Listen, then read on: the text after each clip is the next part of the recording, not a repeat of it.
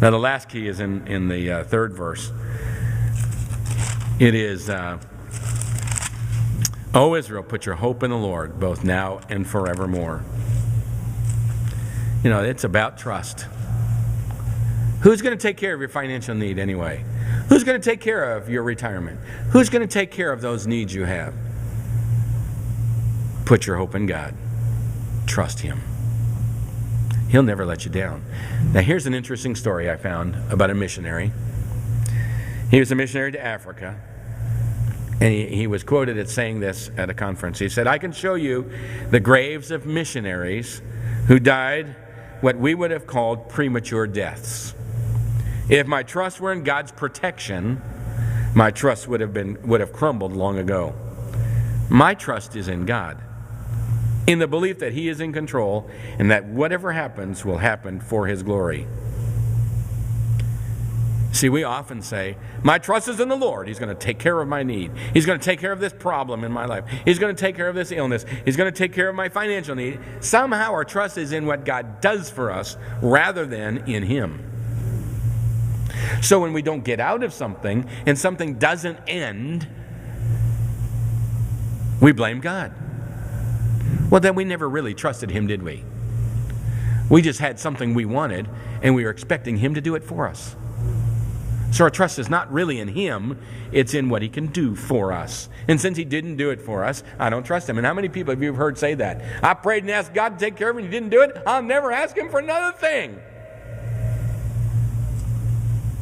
Well, I'm not surprised He didn't do it. Because you didn't trust Him. You trusted yourself and wanted God to do it for you. Trust is saying, no matter what happens, I put my trust in Him. Shadrach, Meshach, and Abednego are great examples of that, right?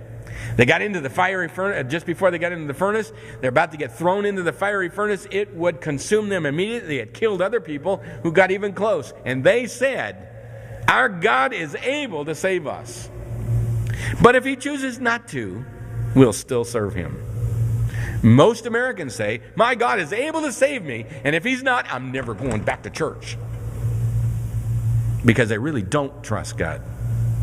Trusting God is saying, whatever He says is okay, and whatever happens is okay.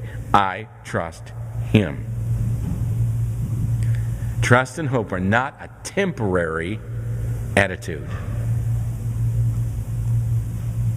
They're not conditional. I trust God if. I'm trusting Him right now.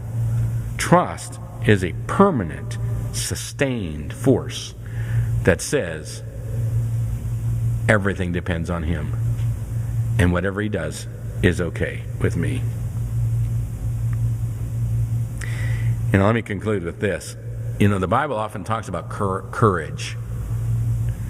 Courage is an interesting word. In Hebrew, it's made up of two words, really. One is to seize something, and then the other to harden yourself around it. That's what trust is. To grab a hold of God and everything He has for us and trust Him and never let go of Him and depend on Him. And no matter what happens, lose your job, lose your inheritance, lose your stuff, doesn't matter. My trust is in Him. And He is all that matters. And no one can take that away. No one can steal that from you. And no matter what happens in your life, you can sing with the psalmist, my heart is, my soul is still and quiet. I've put my hope in God. That's a little song with a great message, right? Let's bow our heads and let's pray.